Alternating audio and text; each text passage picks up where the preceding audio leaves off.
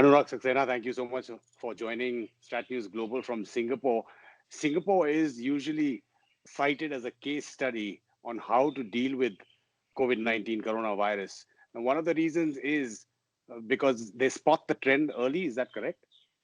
Oh, absolutely. So we've seen examples here of Singapore understanding the seriousness of the situation way before the rest of the world did. So I think if you were to chronologically order, um, realization by countries, Singapore would be up there. I mean, I've seen thermal scanners at the airport here way before India or the US or Italy or Canada or whatever else put them out. I've seen Singapore taking very strict action on travelers or even citizens that tried to break quarantine and things like that.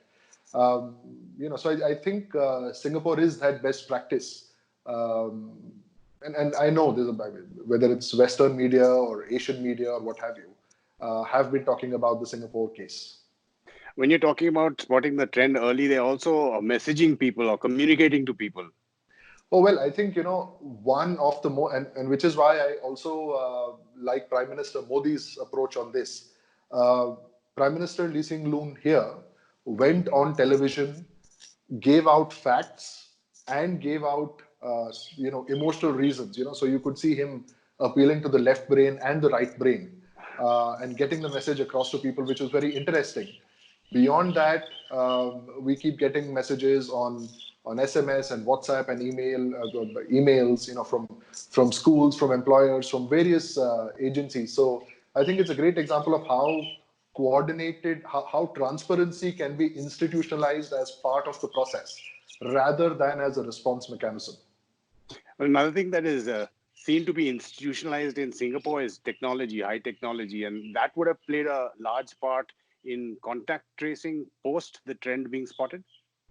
Well, yes. So Singapore has, Singapore had the National Center for Communicable Diseases or something like that, which they set up as a response to SARS. And that institution has essentially been planning for today. Um, so they've essentially taken over many arms of the government, and contact tracing, as an example, is a shop, for lack of a better term, that they built up pretty much overnight. It's manned by doctors, volunteers, experts, cross-agency representatives, and they've been doing a great job of using A, technology, and B, social awareness to trace both patients as well as potential patients. Our children, as an example, in school are given pretty much daily updates, on where these patients came from, what the breakup by country is, what the graph looks like, which is very interesting. I mean, it's their way of learning graphs and math, interestingly. And in terms of technology being used to trace either patients or patients coming into contact with other people, lots of fears have been raised in other countries and possibly even in Singapore about privacy. Uh-huh. Well, you see, this is kind of a tough one, right? So in a regular scenario, you will have bleeding hearts who will want to take an extreme view of privacy. Now, my belief, and I'm a freedom of speech absolutist, and I get that. But my freedom ends where your life is put at risk. And unfortunately, using India as an example, we do see people who are consciously putting others' lives at risk. And these are people that are, acting in groups. It's not an isolated crazy somewhere. These are people who in groups are defying lockdown orders. These are people who in groups are spitting on others, including doctors, which is, in my mind, I can't imagine how their brain works. So I think it's kind of important for whether it's Singapore or India or anywhere else to use whatever tools are at their disposal to track people who are very consciously trying to break the law, who are very consciously trying to endanger the lives of others. I mean, this is not a time to play either a political agenda or a community agenda or anything else. And the technology used, the software and the hardware, is it indigenous to Singapore, or are they using technology from around the world the best? Well, Singapore is always known to use the best. Singapore has, while I might not have direct insight into it, I would think, given Singapore's collaborative approach with the rest of the world, either in Yeah. terms of offering their technology or bringing in technology from outside, I would think they're using best of breed technologies. And we can see it and feel it in our pretty much everyday existence, which one has to be thankful for nowadays. So in other words, would it be fair to say what you are alluding to is that we are in such a situation, an emergency situation, that it is necessary to use all these tools despite the concerns about privacy? Well, you see, let's go back to the constitutional and the legal definition of when and where emergency should and can be imposed, right? Yeah. It is to protect your constitutional right. The most primary constitutional right is the right to life. Now, if the government were to invoke emergency or emergency-like powers in the interest of saving people's lives, then why not? I think what is important right now is to make sure that India, or for that matter, the rest of the world, loses the least amount of lives to, to something China created for whatever was within their strategic interest. But as an example, I never understood why spring breaks weren't cancelled in, Europe and the US. It's ridiculous that people get to endanger their lives and others in situations like these. And you mentioned it earlier also, endangering other people's lives, whether it's intentionally or unconsciously, in terms of another aspect of why Singapore has been so successful is because it's been dealing with these violations very strictly. Well, absolutely. I think Singapore is, on one hand, it is a great place if you are a patriotic, conscientious member of society that's adding value in some ways. On the other end, if you happen to be someone that doesn't recognize the importance of social constructs, of judicial constructs, of legal constructs, then they implement the law of the land pretty strongly, which I think all countries should be doing. So we've seen cases of people making hate speech here that have been dealt with in a way they should anywhere in the world. We've seen people who've tried to spread terror here, and they've been dealt with in a way they should be dealt with. I mean, nobody has the right to endanger your life or mine. And they have a very coordinated approach if there are more than one person who's involved in a situation like this in terms of enforcing it. Oh, absolutely, absolutely, and we've seen tons of examples of these. I think if there's two things India should learn from Singapore, India has all the great laws, right? We know what those laws look like, but the enforcement of those laws, and B, the building of institutions before they're needed. And I mean, we've been here over a decade now. And at times like these, you really, really, really, really appreciate the importance of a government taking these two steps specifically. So taking up from those points that you were bringing up, and earlier you were talking about the examples that have been learned from, say, SARS. Mhm. So Singapore had been planning for what, like more than 15, 16, 17 years for this? Well, so after SARS, Singapore set up the National Center for Infectious Diseases, which was a very proactive step taken for an unforeseen situation like this. Now, they, for the last decade and a half, I think 2003 till today, have been preparing for this situation.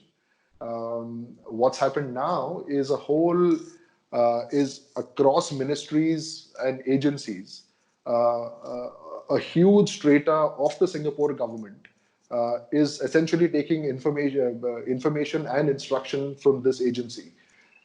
So this agency has essentially become the apex or the hub of how pretty much every government official here is dealing with the COVID virus. And I think it's kind of important. It's both important and effective to build structures like these.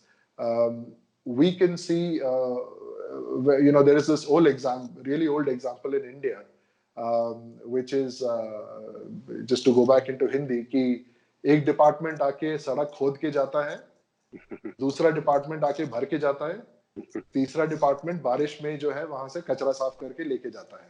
But that's, so you see various agencies not working in conjunction often.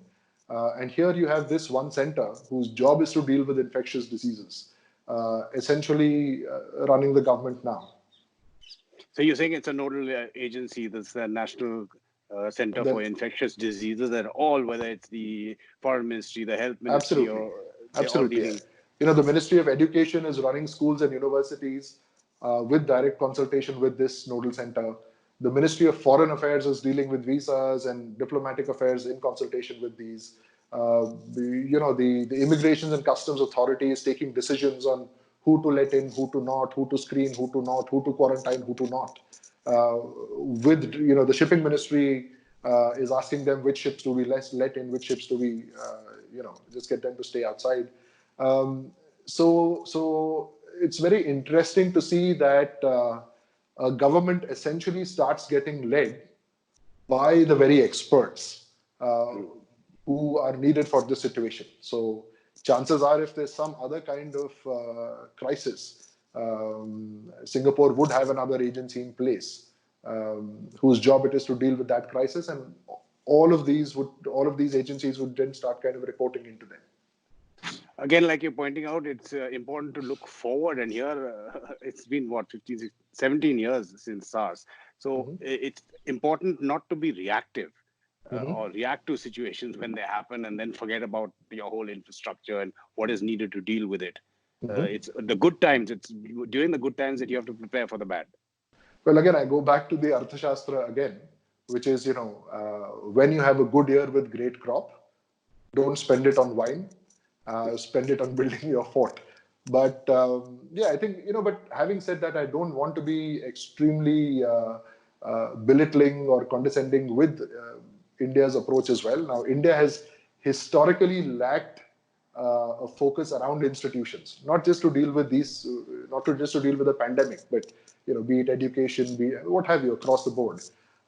I've been especially impressed with the way the Prime Minister, the PMO, and various agencies. I've been especially impressed with doctors and frontline, Safai Karmcharis and what have you. I have friends of mine who are essentially putting themselves in the line of fire. I mean, it's not easy. I was in Mumbai a few weeks back, and one of the doctors that was supposed to join us for dinner just raised his hand and said, "Look, it's not my shift, but I'm going to be there."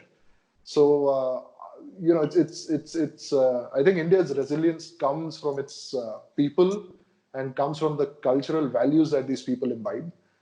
Fine, you will always have a few people that don't believe in those cultural values, but a majority of India will come together when it's needed. And when you talk about, say, the argument that's given usually from outside Singapore, it's possible that within Singapore as well, that Singapore could deal with a situation like this possibly because of its small population, because it's highly educated, there's a high technology involved in everyday life. What do you have to say to that? Well, it is not a facetious And argument. the system itself, the governance system, which can implement things where there's no chaos of a democracy, so as to speak. Though, of course, Singapore is a democracy. Well, you see, look, it's not a facetious argument to begin with. So yes, if you are small and manageable, you can be managed better. But having said that, there are best practices that are not necessarily linked to scale.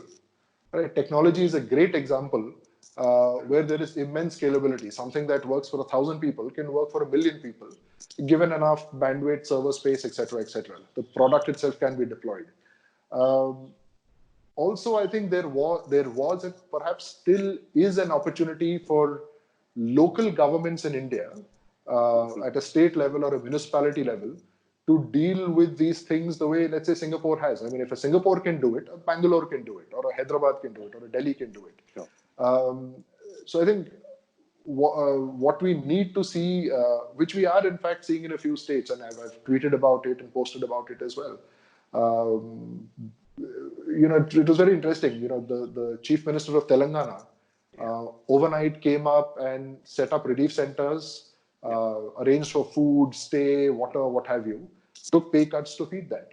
On the other hand, you see Delhi as an example where a whole bunch of that same population is forced to migrate out back into UP and Bihar and creating a huge risk. So I think you do have examples of local governments in India that are able uh, to do what Singapore is because they're by and large the same scale.